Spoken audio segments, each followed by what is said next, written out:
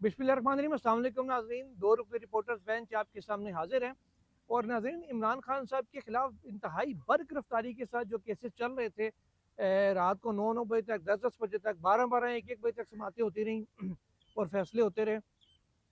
अब जब एक आखिरी केस रह गया प्रैक्टिकली, तो उसमें सुस्त रवि का शिकार होते थे, बल्कि आखिरी एक नहीं, दो तीन ही कह लें जो भी प्रैक्टिकली चले। एक GHQ अटैक केस है, कि तोशा खाना 2 है।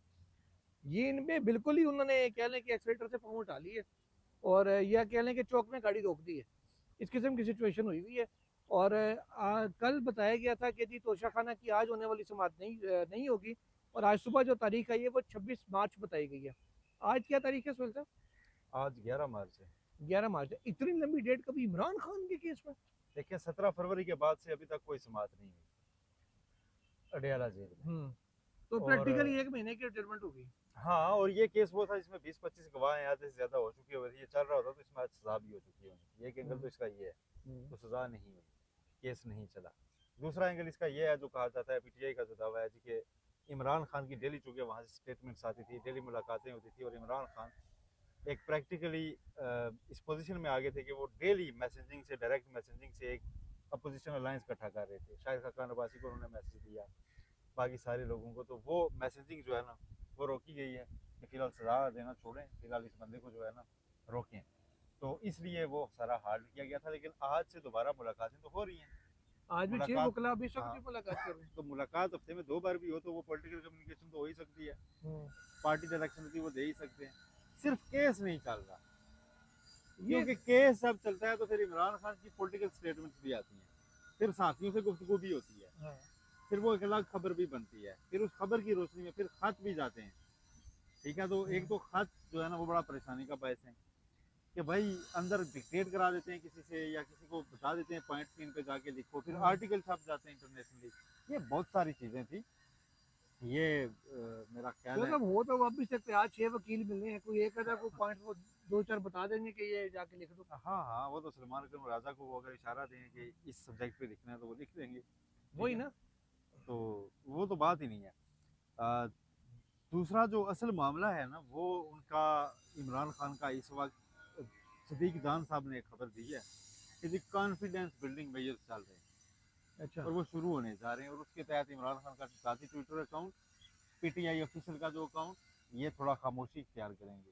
और ऑप्शन है, लाजमी नहीं करें, ऑप्शन है कि ये करें, ताकि थोड़ा सा जो एक फिजा बनी हुई है वो ठंडी हो।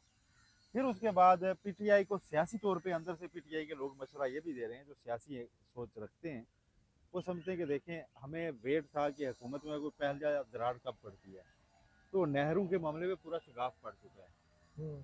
तो इसको पॉलिटिकली हम कैसे अपनी फेवर में कन्वर्ट कर सकते हैं, वो ऑप्शंस भी हमें देखने चाहिए। अरे इस पे एक सवाल है आपसे सर साहब, क्या वाकई नहरों के मामले पे शिकायत पड़ा गवर्नमेंट में? कहा जाता है कि जिसमें अप्रूवल हुआ था नहरों का, जिस मीटिंग में, उसकी सफाई खुद आसिफ जरदारी साहब कर रहे थे, उन्होंने अप्रूवल दे दिया। अब बाद में वो पॉलिटिक्स अपनी सियासत बचाने के लिए रफड़ डाल दें। देखें, उस वक्त उन्होंने जो अप्रूवल दिया, शायद उनको उस वक्त उतना आइडिया ना हुआ हो कि ये क्या हो गया। तो काला बाल ठीक है, टाइम का तो आइडिया उनको ठीक है, नहीं, बाथरूम में बैठ के भी होता है कि ये नहीं दूसरी माना चीज जाना। ये है कि शायद उन्हें इस इम्पैक्ट का या इस रिएक्शन का नहीं आइडिया था कि जो आएगा।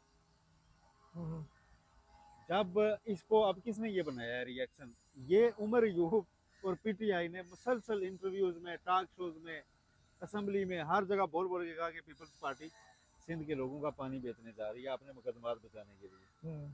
और वो एक नैरेटिव बनाने में कामयाब रहे कि पीपल्स पार्टी अपने असूली मौकफ से पीछे हट रही है। अब कितनी हटी थी कितनी नहीं हटी थी, लेकिन अब पीपल्स पार्टी के अगेंस्ट अब ये माहौल बनना शुरू हो गया। और सिंध के अंदर तो पीपल्स पार्टी को डेंट डालने के लिए कोई ऐसी चीज चाहिए, ठीक है, और वो डाल सकती है। जीडीए जैसे लोग वहाँ पे बैठे हुए हैं सारे, तो उससे पीपल्स पार्टी ने फिर ये कहा कि नहीं यार, इसमें हम नहीं जा सकते आगे। फिर पहले शर्जील मेमन से पिछले हफ्ते प्रेस कॉन्फ्रेंस करवाई गई कि उन्होंने कहा जी कि हम बिल्कुल नहरें लो नहीं करेंगे, हमारे चीफ मिनिस्टर का भी ये फैसला है, हमारी पार्टी का फैसला है। और कल आसिफ जरदारी साहब ने, मेरा ख्याल है ये कैलकुलेशन में नहीं था गवर्नमेंट के कि वो इस स्पीच में ये बोलेंगे। उन्होंने उन्होंने बोला, नहरों का फिर आज मामला बिलावल ज्वाइंट ने प्रेस सेशन में, कॉन्फ्रेंस कर दी। हाँ, ज्वाइंट सेशन में उन्होंने उठा के ना, तो उन्होंने एक पोजीशन अब ले ली है कि जी ये नहरें नहीं बनेंगी। और इस नहरों के ऊपर आपको पता है कि ले दे तो है। ठीक है, इसमें मंसूबा क्या है, 6 नहरें निकालनी है और उससे आपने जो बंजर इलाके हैं उनको आबाद करना है, जिसमें चोलिस्तान भी शामिल है, जिसमें थर भी शामिल है। लेकिन पीपल्स पार्टी अब ये कह रही है कि देखें, आप सिंध का पानी जब मोड़ेंगे, सिंध में वाटर लेवल कम होगा, आगे उसका डेल्टा सुकड़ रहा है, तो उससे जो असल सिंध की ज़मीनें आबाद हैं वो भी बंजर होगी। तो आप हमारी पहले से आबाद ज़मीनें बंजर करके तो कोई और एरिया आबाद ना करें। वो ये कह रहे हैं कि आप ऐसा करें कि आप हाइड्रेंट्स वगैरह लगाएं दरिया सिंध के किनारों पर, पानी आपने मोटर से खींचना है, जितना जो जिधर ले जाना है ले जाएं, नहरें नहीं निकलेंगी मुझसे, ठीक है, अच्छा, जिससे पानी मुड़ ही जाए, पानी उसी में बहेगा। आप उसमें से निकाल के तो जो करना है कर लें, लेकिन वो प्रैक्टिकली लोग समझते हैं कि पॉसिबल नहीं है। आप चोलिस्तान को आबाद करने के लिए, वहाँ पे फसलें काश्त करने के लिए आप हैंडपम्प से तो नहीं पानी लेके जा पीटर भी सकते, लगा रहे तो कुछ नहीं होगा। ठीक है। वहाँ पे आपको नहरें चाहिए अगर उनको आबाद करना है तो अब ये लड़ाई तो पड़ गई है। अब चोलिस्तान में भी कुछ लोग तो रहते हैं, थार के इलाके में भी रहते हैं, ठीक है। ऊपर से कल परसों देखे आप, बीबीसी ने क्या कहा कि वहाँ पे थार कोल जो मनसूबा है उसकी वजह से मकामी लोगों की जिंदगी तारीख हो गई, ठीक है, उनका रहना सहना बड़ा मुश्किल हो गया है, उस पर उन्होंने एक रिपोर्ट बनाई है।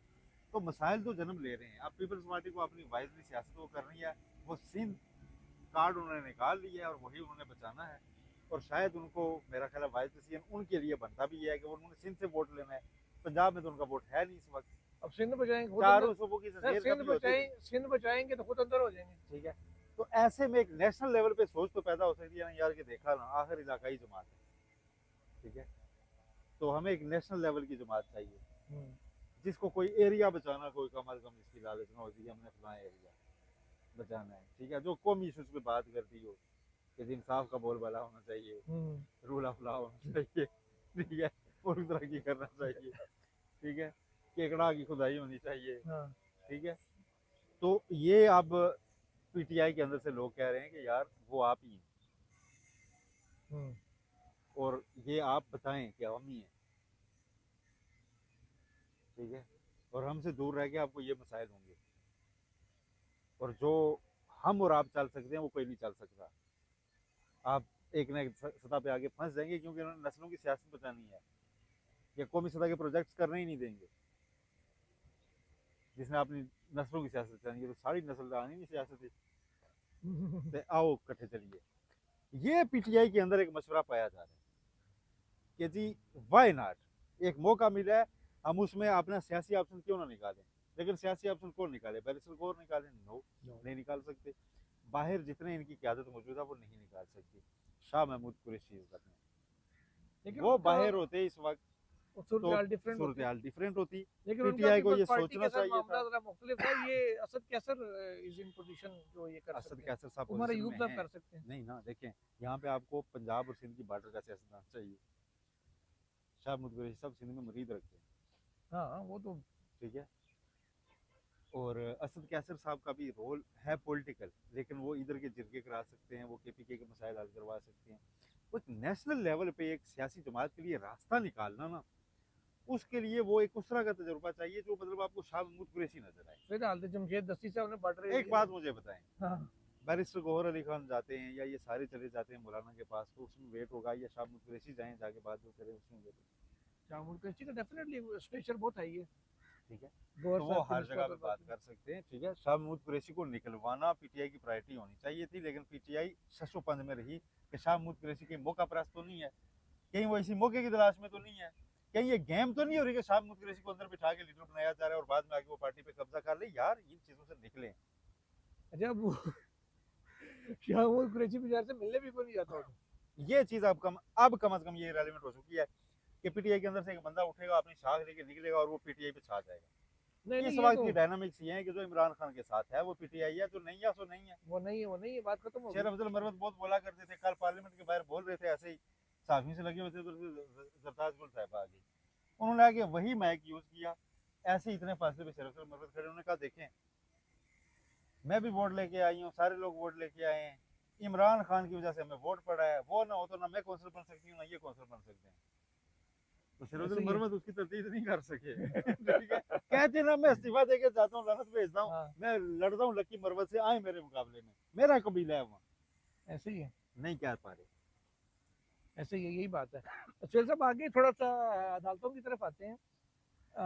आज तो सुप्रीम कोर्ट में नाज़रीन पांडे खड़क गए प्रैक्टिकली पांडे खड़के हैं। हुआ नाज़रीन ये कि जमाल मंदोखेल साहब ने और ख्वाजा हारिस साहब के दरमियान थोड़ी सी तलखी हुई। कोई इस अंदाज में कि बात हो रही थी FBLE केस की कि उसमें जो 1962 की आइन का आर्टिकल 6(3) का हवाला था या नहीं था इसके ऊपर। तो मंदोखेल साहब ने कहा कि जी उसमें हवाला जो है नहीं दिया गया था या दिया गया था। ख्वाजा साहब ने उसकी उलट बात की। ख्वाजा साहब ने साथ ये भी कह दी थी सुप्रीम कोर्ट में ओपन प्रोसीडिंग हो रही है, हमें ज़रा एहतियात से बोलना चाहिए। तो साहब इतना खुशी हो गई, उन्होंने कहा जी आपको क्या लगता है, मैंने यही बात कर दी, बोले अगर आप उसको फैसले को पढ़ेंगे। तो ख्वाजा साहब ने कहा जी हाँ, उन्होंने कहा जी मैं ऐसा रिकॉर्ड भी मंगाऊंगा तो फिर ये भी होगा तो वो भी होगा। इसी असना में फिर खुद दोनों को एहसास हो गया कि यार नहीं गल बन जानी। हाँ, और भी लोग बैठे रहे थे, खबर चल जानी गल। फिर मतलब खेल साहब ने कहा कि अगर आपकी दिल आज़ारी हुई तो मैं मदद करता हूँ। भाई साहब ने कहा नहीं मैं मदद करता हूँ। फिर एक दूसरे की तारीफें चली कि आप बड़े हैं, हम आपसे सीखते हैं। उन्होंने कहा नहीं आपका भी कम ज़्यादा। तो ये सारा मामला हुआ करते हुए आज दिफा के वकील से वैसे भी मदद कर लेनी चाहिए,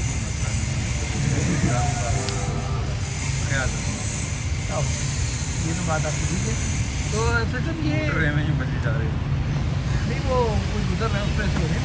अच्छा फिर सर ख्वाजा हारिस साहब को ये कहा गया कि इसी हफ्ते मुकम्मल करेंगे। इस हफ्ते ख्वाजा साहब का अमला भी कह रहे हैं कि जी कोशिश करें कि मुकम्मल कर लें। खबर इस सारे में ये है कि अगले हफ्ते से आईनी बेंच नहीं है, बिल्कुल भी नहीं है। ये 7 मेंबर नहीं है। क्योंकि आपको पता है कि जब रोज़े 15 हो जाते हैं ना तो फिर जज अपने अपने एरिया में जाना शुरू हो जाता है। ईद की शॉपिंग करानी होती है, बच्चों को लेटरम पटरम इस किस्म के काम होते हैं। तो बेंच शिफ्ट हो जाएगा लाहौर की जाए। उसमें फिर ये होगा कि वहाँ पर ये केस उस अंदाज में पॉसिबल नहीं होगा 7 मेंबरों का लाहौर जाना और लाहौर जाके मिलिट्री कोर्ट वाला केस सुनना। आपको पता है कि रिवायत की है सुप्रीम कोर्ट, रिवायत सुप्रीम कोर्ट की है कि जब भी कोई कॉन्स्टिट्यूशनल क्वेश्चन का केस होता है ना, कॉन्स्टिट्यूशनल इंपॉर्टेंस का, वो हमेशा प्रिंसिपल से इस्लामाबाद में सुना जाता है। एक सिर्फ मिसाल ऐसी मिलती है हमजा शहबाज और वो परवेज़ इलाही वाली, जिसमें पहली हियरिंग वहाँ पे लाहौर में हुई थी कि वो अर्जेंट मामला बन गया था। तो पहली हियरिंग वहाँ पे थी, उसके अलावा सारे ये केसेस यहाँ पे सुने जाते हैं। तो अभी भी ये केस इस्लामाबाद में सुना जाएगा, लाहौर इसने ज़्यादा नहीं है। तो इस हफ्ते अगर जुमेरात तक, क्योंकि जुमे को तो 11:30 के बाद बेंच आना नहीं है, जुमेरात तक ख्वाजा साहब ने कंक्लूड कर लिए तो फिर जजमेंट रिजर्व हो सकती है। अदरवाइज ये फिर ईद के बाद मामला चला जाएगा। वैसे जजमेंट इसकी तो ईद के बाद तकरीबन अब एक्सपेक्टेड है, तब ही अभी अब सबसे पहले का मुझे नहीं लग रहा। शॉर्ट ऑर्डर सवाल ये है कि हाँ कि अपीलें लेकिन शॉर्ट ऑर्डर की थोड़ा टेक्निकल होगा नहीं, वो 3 लाइनों का होता है। केस के 2 एस्पेक्ट है। नंबर 1 की दफात करता हूँ ठीक हुई, वो मेरा ख्याल है 7-0 से कह देंगे कि गलत करता हूँ। और ये भी हो सकता है, मेरा आइडिया है, गलत भी हो सकता है कि 5-2 से वो कहेंगे ट्रायल सिर्फ ये तो आ सकती है लाइन वजूहत के, वो बाद में 6 महीने बाद लिखते रहें बैठे। ये मुमकिन है, लेकिन आज की समाज से मुझे थोड़ा सा लग रहा है कि जैसे नहीं पहले 3-4 तो हैं कम अज़ कम, तो ये समझते हैं कि यार FBLE केस का इसलिए FBLE केस जो है वो 1962 के तहत का एक मामला था। मुसरत रहल से बातों बल्कि वकीलों के आगे हाथ जोड़ के खुदा का वास्ता उसका नाम ना लें। लेकिन जैसे नहीं मतलब उन्होंने जब ये कहा तो उसकी किसी ने तरदीद नहीं की ना, बेंच से किसी ने Obviously, वो नहीं किया। वो जजेस भी पहले भी कह उन्होंने चुके कहा हैं। कि ये 9 मई वाले मुसलमान अपनी नौयत का पहला मुकदमा है। यस, इस पे पहली बार हमने तय करना है कि ये हो सकते हैं या नहीं। इसमें मंदोखेल साहब ने बड़े काम का जुमला बोला था। उन्होंने कहा अगर पार्लियामेंट पे अटैक हो जाए तो क्या उसका ट्रायल पार्लियामेंट में होगा या कोई और या एक्टिविटी कोई और एग्जेक्टिव द्वारा करेगा या अदालत का होगी या ATC में होगा। साथ उन्होंने कोई बात की, उन्होंने कहा जी जो जराइम आर्मी एक्ट में नहीं आते अगर उनको भी आपने आर्मी एक्ट के अंदर लिया ना। उन्होंने कहा पाकिस्तान में तो गाली देना भी जरूरी है। अगर किसी फौजी को गाली निकालता है किसी वजह से तो क्या उसका ट्रायल भी मिलिट्री कोर्ट में जाकर करेंगे। सवाल तो है। ये सारे सवालात आज उठे हैं और ख्वाजा साहब के दलाइल अभी जारी हैं। तो वो जो भांडे खड़के थे ना वो थोड़े सा वो हाँ वो उन्होंने फिर आपस में माजरत कर दी, खैर मामला रफा दफा हो गया। दूसरा एक बड़ा अहम मामला है वो है इमरान खान के मुकदमात जो इतने स्पीडी ट्रायल हो रहा था, जेल ट्रायल हो रहा था, और 2 केसेस है बुनियादी तौर पर, तोशाखाना 2 और GHQ गेट हमला केस, ठीक है। और इसमें प्रोसिक्यूशन की कोशिश थी कि जल्द से जल्द ये ट्रायल मुकम्मल हो जाए। अच्छा, उसमें पहले तो ये हुआ कि इस्लामाबाद हाई कोर्ट में जजेज़ की पूरी वो तश्कील चेंज हो गई, और उसके बाद ये खतरा टल गया कि इकोनॉमिक रिस्पॉन्स के फौरी रिलीफ हो, तो वो ट्रायल रुक गया और इस दौरान मुलाकातें रुकी। मुलाकातें नहीं रुकी, समातें रुक गई हैं, मुलाकातें दोबारा शुरू हो गई। आज फिर G11 से ये डेट पड़ी है कि 26 मार्च को आपको सालाना 25 मार्च को रात 11 और 26 जैसे आपने बताया, 26 को भी गैर मुस्तरद सी समात क्या हो गया ईद से पहले आधे बजे चली जाएगी। तो वैसे भी 26 को मेरा ख्याल है रोज़ा होगा शायद 27वां, तो इसी किस्म को होगा, तो तहसील शब के करीब होना, तो उन्होंने कहना भाई रहने दो। इस सारे सिनेरियो से हो क्या रहा है कि इमरान खान से मिलने वाले लोगों को भी जिनको इजाज़त मिलती है, जैसे आज किसको फैसल चौधरी साहब जा रहे हैं, हाँ जी, वो एक मतलब जहीर अब्बास साहब है, फैसल न्याजी है, एक खरल साहब है, हाँ, तो फैमिली भी आई हुई है, बुकला उनका एक भांजा भी है और बहनें भी हैं, बुकला मिल रहे हैं, बहनें मिल रही हैं, तो खबर भी जो इमरान खान ने देनी है उनकी बहन आगे मीडिया पे बता देती है, सारी चीज़ें चल रही हैं। नहीं तो फिर समातें ना करने की वजह समझ नहीं आती, जब मुलाकातें चल रही हैं खबरें बाहर आ सकती हैं, उनका पैगाम बाहर आ सकता है, मुलाकात रोकने की वजह समझ में नहीं आती। फिर से बाकी आते बड़े इंपॉर्टेंट आखिरी एस्पेक्ट टच करते हैं, फिर निकलेंगे।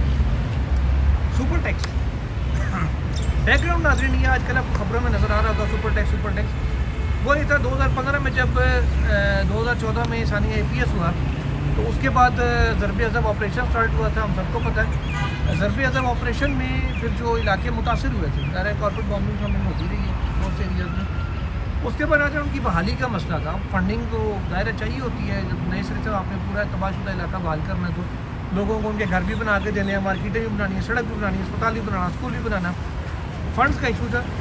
सुपर टैक्स लगा दिया गया उन अफराद पे जिनकी सालाना आमदनी 50 करोड़ से ज़ायद है। ये 2015 के फाइनेंस बिल में इसको लगाया गया था और 1 साल के लिए लगाया गया था, लेकिन 2022 तक ही वसूल किया जाता है। फिर ये चैलेंज हुआ कि भाई ये तो साल के लिए लगा था, कोई ले जा रहे हो, तो उसमें मोहम्मद अली बुज़र साहब ने भी कहा कि किसी खास मकसद के लिए लगाएगा टैक्स किया था, क्या वो वसूल किया जाता रहेगा।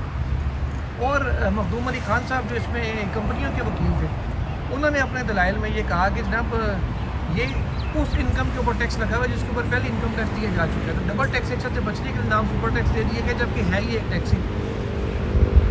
फिर सब ये बड़ा लंबा केस चलना है, ये डे टू डे चल पड़ा है और लंबा चलना है, और इसका फैसला भी होना है, और इसका आइनी तनाजुर में फैसला होना है कि क्या आइन के तहत आप डबल टैक्स लगा सकते हैं। लेकिन ये केस अहम इसलिए हो गया कि पाकिस्तान को इस तरह के मिसाइल का सिलसिला रहता है, या बात हो गई जज बदल गई, तो ऐसे में एक स्टेट का फैसला होता है कि यार आप जो तबका यहाँ पे बहुत ज़्यादा मलाई खा रहा है तो उससे पैसा लें और गरीब लोगों को लगाएं, ठीक है। और ये एक सोशल रिस्पॉन्सिबिलिटी भी होती है, और इस तरह की चीज़ें उस वक्त ये इसलिए लगाया गया था कि इन लोगों को बहाल करना है। तो जिन कंपनीज़ ने इतना पैसा कमाया है, ज़ाहिर है 50 करोड़ से ज़्यादा इनकम कंपनीज़ की होती है, ज़ाती किसी की तनख्वाह होती है 50 करोड़, तो वो कंपनीज अब अदालत आई थी, उन्होंने इसको चैलेंज कर रखा है कि या तो फिर आप ये कहना चाहिए कि 50 करोड़ तक हमने जो कमाया है ना उसको पहले इनकम टैक्स नहीं है, और 50 करोड़ जब होगा तो उसके ऊपर हमारे ऊपर बस सुपर टैक्स है। वो 50 करोड़ की पाई के ऊपर अलग टैक्स हमने दे दिया, अब जो 50 करोड़ हुआ तो पता चला कि एक टैक्स हमने वो दे देंगे 50 करोड़, तो ये डबल नहीं हो सकता, आप डबल चार्ज नहीं कर सकते, ये कोई नहीं है, ये बुनियादी इसमें आइनी मुद्दा है, और आइनी हकूक़ के तहत वो आए हुए हैं। अब आइनी हकूक़ देखने आइनी बेंच ने, और आइनी बेंच ने उसको कम अज़ कम मुद्दत का तयन यहाँ भी करना है कि जी ऐसा टैक्स एक तयशुदा मुद्दत के लिए ही लगाया जा सकता है, ऐसा नहीं है कि आइनी बेंच लगाया ही नहीं जा सकता, वो लगाया ही एक बजट के लिए। हाँ, तो उसको बस ये तो ऐसे ही जैसे नीलम जितने मर्जी दलाल हो जाए, फैसला यही आना है कि मतलब ऐसे ही जैसे नीलम जिलम से चार्ज लगा सकते हैं, उसके कई फतवा हो गए, वो चल के बंद भी हो गया, बाद में जाके फट पड़ा तो ख्याल है कि ऐसे एरू चार को ख़त्म करो, जी वो फिर लग जाता है ना, वो आदि चल रहा होता है, वो चलता रहता है। तो ये केस भी जितना भी चलेगा, मखदूम अली खान ज़ाहिर कंपनी जो वकील है, सुपर टैक्स में सुपर वकील है, ठीक है, तो उन्होंने अपने दलाइल तो देने हैं, तसल्ली से टाइम लेना है पूरा, कंपनी हो जाए, उसके बाद फैसला ये आना है कि तयशुदा मुद्दा है, उससे आगे क्या फैसला ले सकते हैं आप इसको हमेशा के लिए बंद तो कर नहीं सकते कि सुपर टैक्स लगाया नहीं जा सकता, ऐसे ही लेट्स सी अब वो उसका सनसेट क्लाउड क्या उसका चक्कर था। जो भी हालात होंगे सामने आ जाएंगे, आपको आगाह करते रहेंगे। तब तक इजाज़त दीजिए, अल्लाह हाफ़िज़।